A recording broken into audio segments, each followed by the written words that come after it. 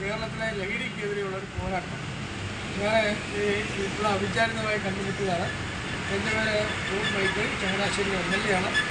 MLA അല്ല എന്ന രീതിയിൽ ഞാൻ അങ്ങേയറ്റം നിങ്ങളെ ഈ സേവനത്തെ പ്രവർത്തിക്കുകയാണ്.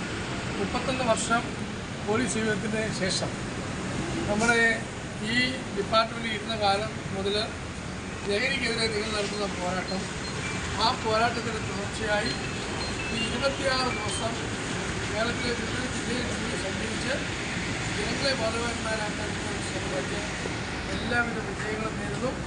കേരളത്തിൽ ധാരാളമായ തീരുമാനങ്ങളുണ്ടാകുന്നു.